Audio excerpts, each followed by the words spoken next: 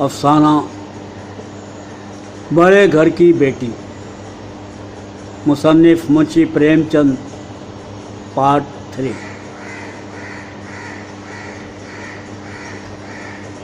जिस वक्त लाल बिहारी सिंह सर झुकाए आनंदी के दरवाजे पर खड़ा था, उसी वक्त श्रीकंठ भी आंखें लाल किए बाहर से आए।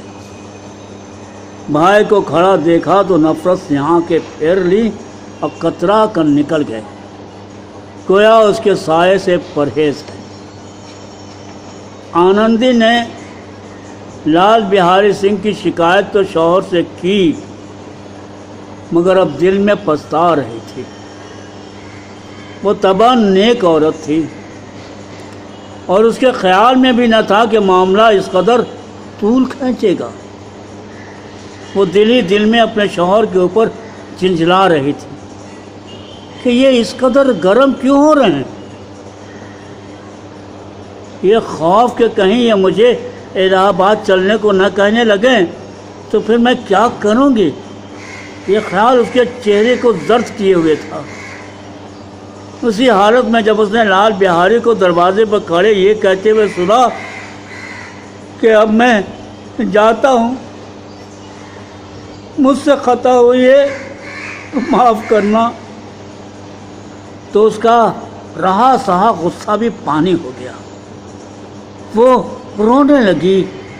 दिलों का मैल धोने के लिए आंसू से ज़्यादा कारगर कोई चीज़ नहीं है।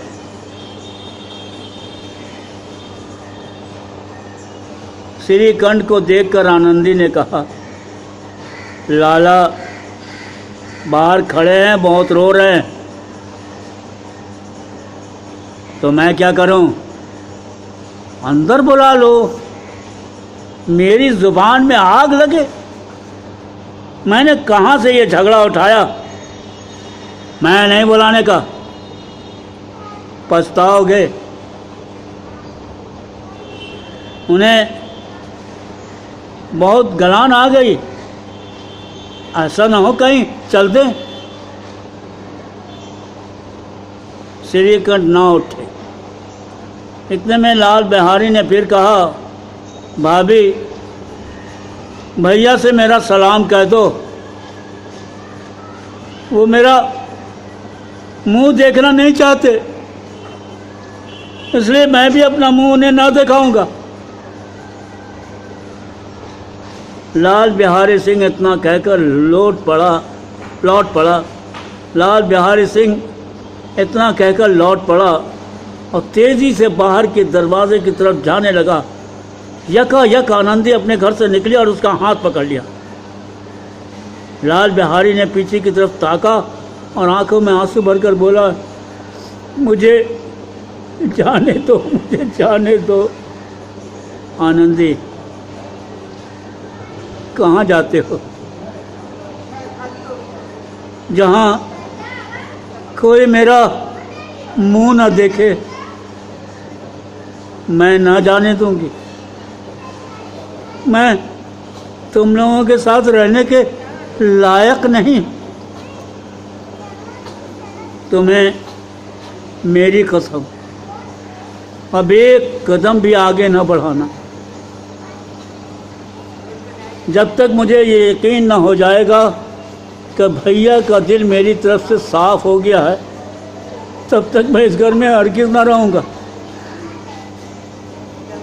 मैं ईश्वर की सौगंध खाकर कहती हूँ कि तुम्हारी तरफ से मेरे दिल में न ज़रा भी मैल नहीं।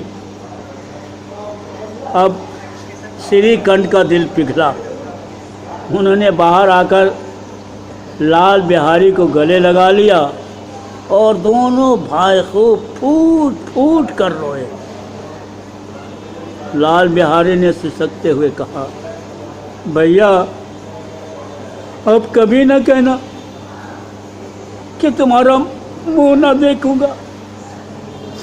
इसके सिवा जो सजा आप देंगे वो मैं खुशी से कबूल कर लूँगा भैया, मैं कर लूँगा। श्रीकंठ ने कांपती हुई आवाज़ से कहा, लल्लू इन बातों को बिल्कुल भूल जाओ। ईश्वर चाहेगा तो अब ऐसी बातों का मौका ना आए। बीनी माधो सिंह बाहर से आ रहे थे। दोनों भाइयों के गले मिलते हुए देखकर खुश हो गए और बोल उठे, बड़े घर की बेटियां ऐसी ही होती हैं, बिगड़ता हुआ काम बना लेती। गांव में जिसने यह वाक़या सुना, इन अल्फाज में आनंद जी की फयाजी को दाद दी, बड़े घर की बेटियां ऐसी ही होती हैं।